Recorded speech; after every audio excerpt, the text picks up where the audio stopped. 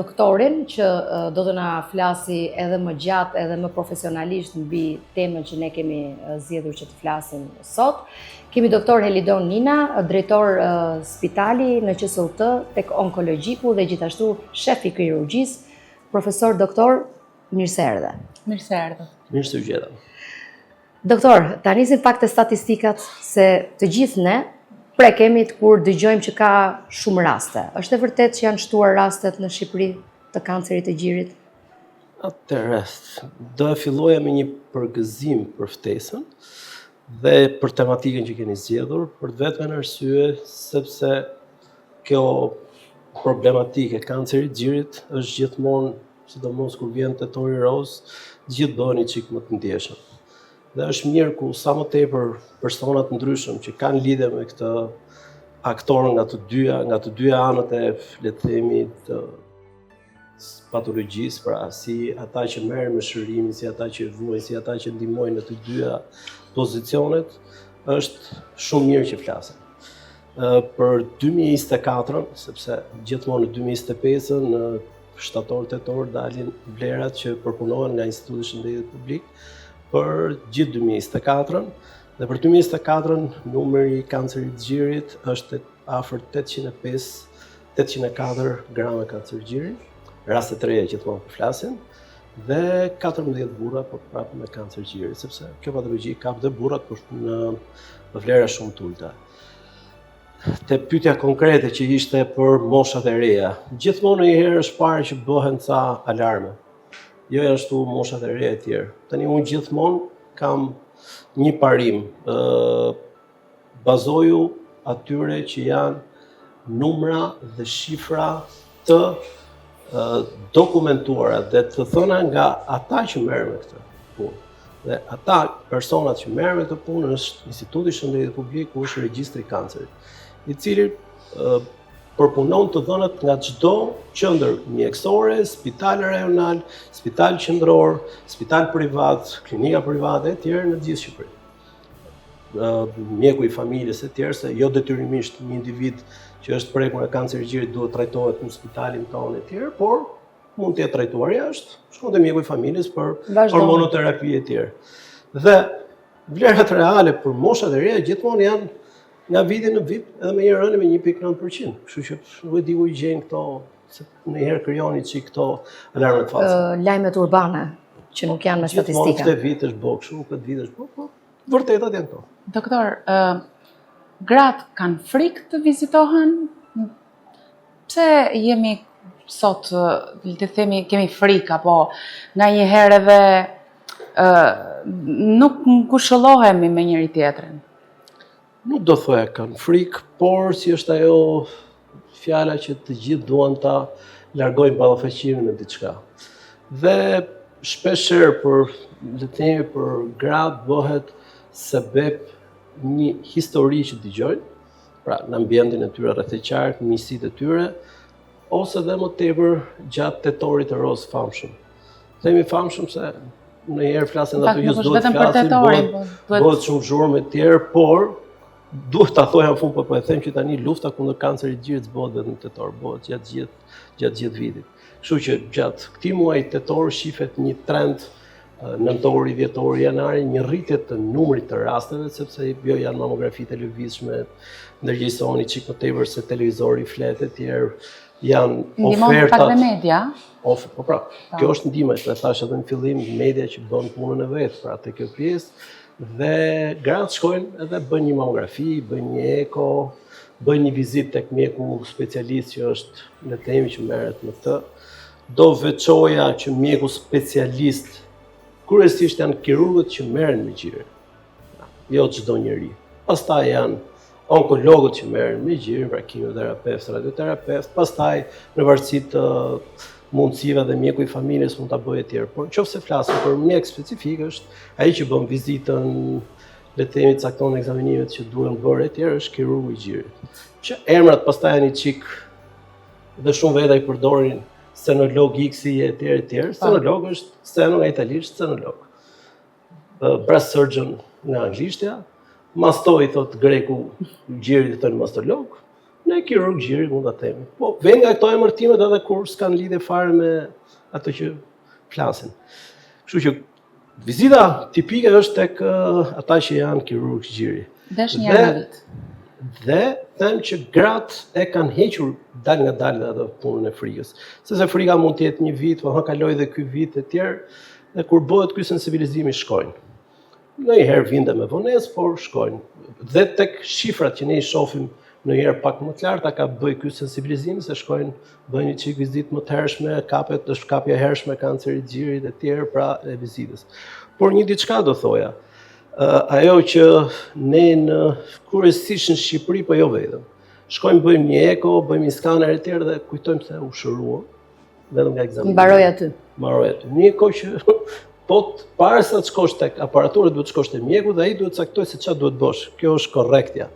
Po le të themi, ke bëj eko, ke bëj mamografi në herë janë dhe këto imazhëristët që i japin të drejtën vetes, thonë s'ke gjë, japin në një mjekim, flasin mbi doktorin.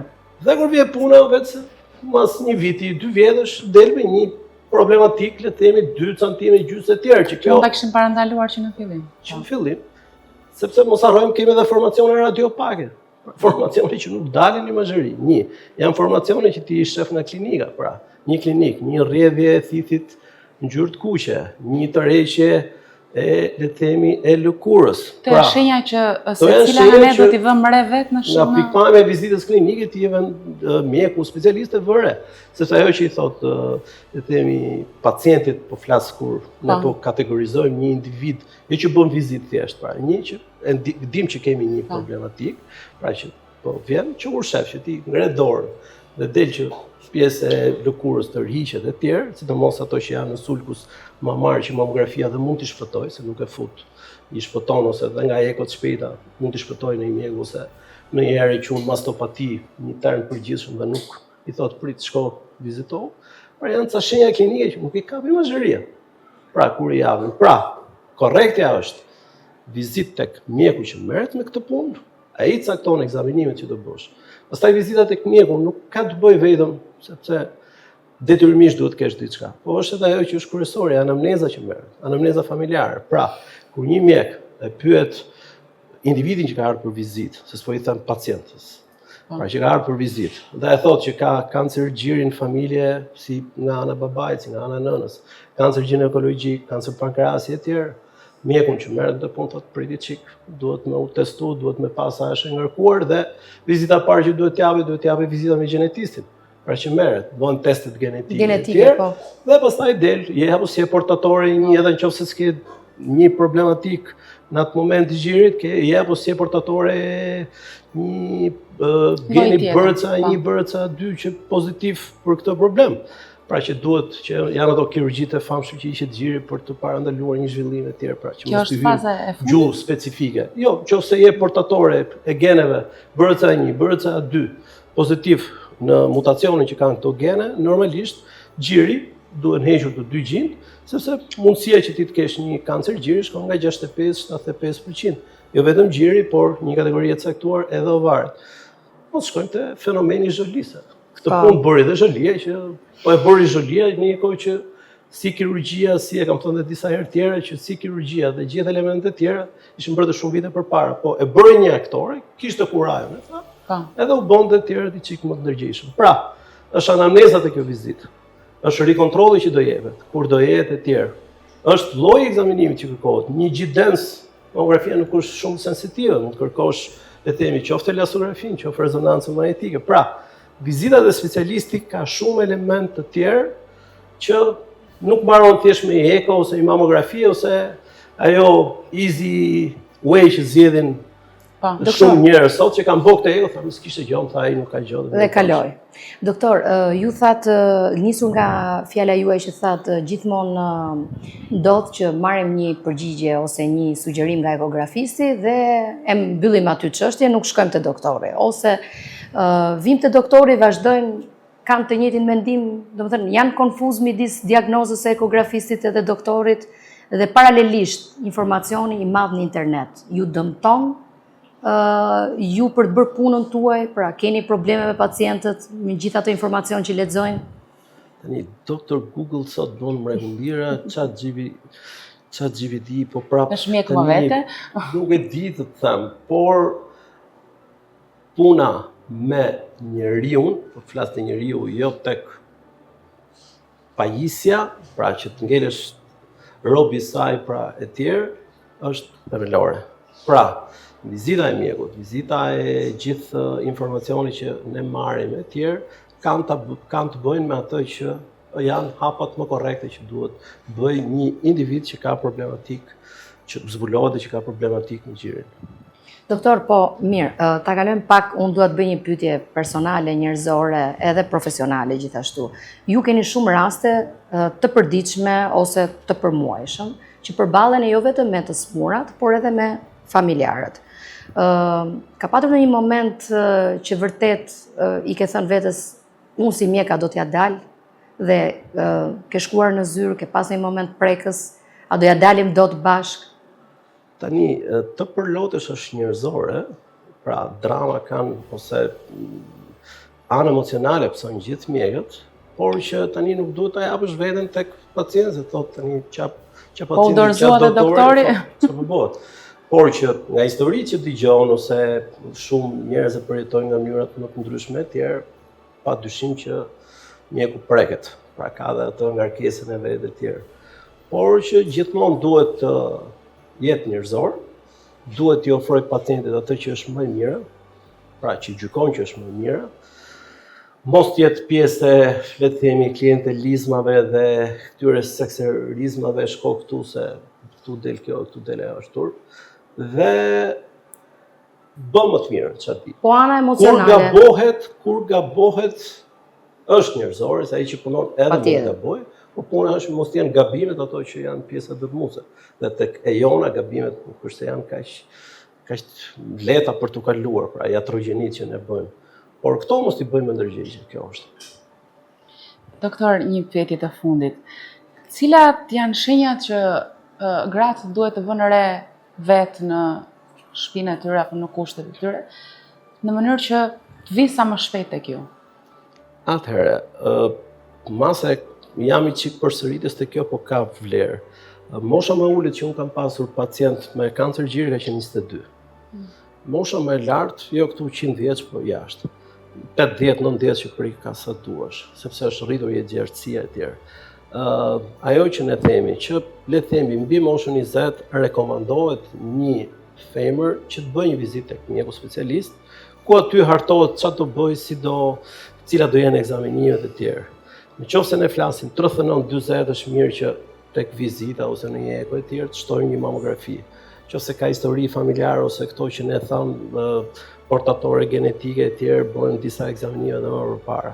Por nga 39-40 fillohet me një mamografi, piku i kancerit gjirit është 50-70, pra që në këtë grup mosh edhe sipas OBSH-s mamografia le të themi rekomandohet çdo 1 vit e gjysmë ose 2 vjet. Pra këto janë ekzaminime që kërkohen. Si eko dhe eko ose elastografia që shef diçka më tepër se sa eko normale, ose mamografia ose tomosintezi që është mamografia 3D që shef diçka më tepër, aq më tepër dhe rezonanca magnetike të mbledhura bashk japin një përqindje, le të themi, të 95% të sigurisë të tyre, sepse një pjesë janë, ju thash që ka dhe formacione radiopake e tjerë. Por grave, kur bëhet vizita, i rekomandohet vetë ekzaminimi. Çfarë peshe ka ky vetë ekzaminim?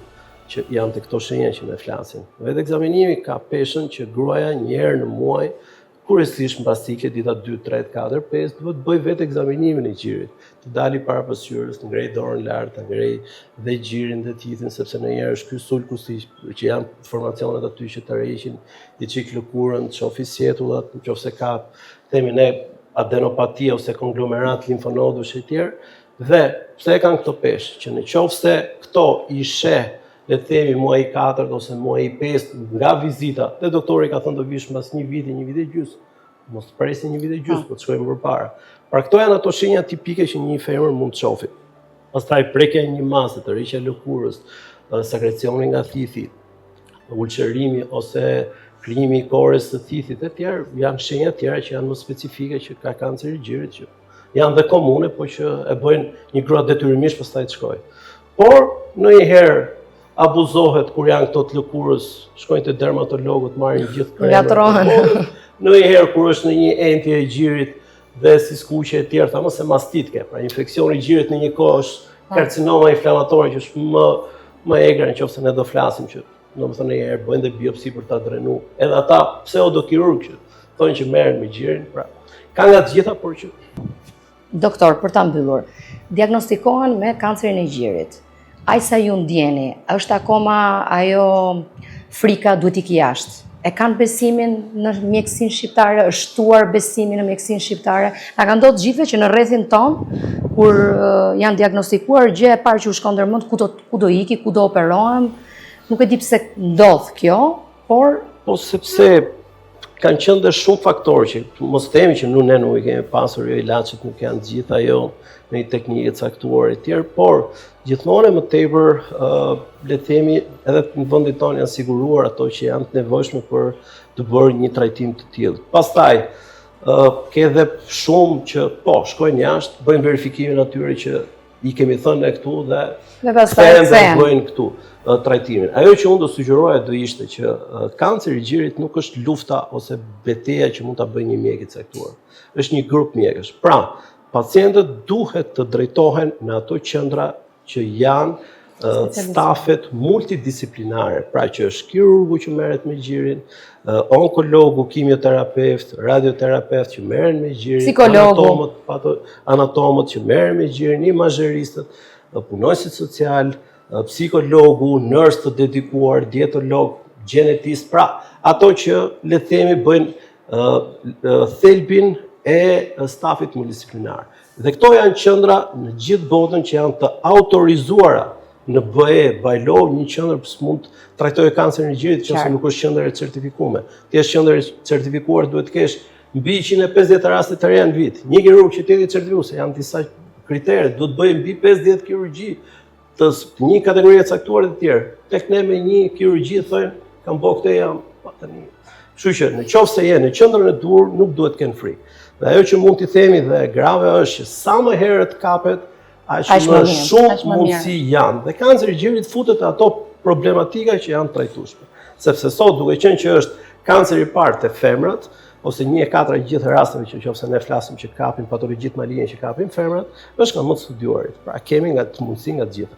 Doktor, shumë faleminderit dhe ishte kënaqësi që të kishim. Gjithashtu kënaqësi edhe për mua dhe mos harrojmë, lufta kundër kancerit të gjirit s'bëhet vetëm në tetor. Duhet jemi gjithë bashkë. Faleminderit, doktor.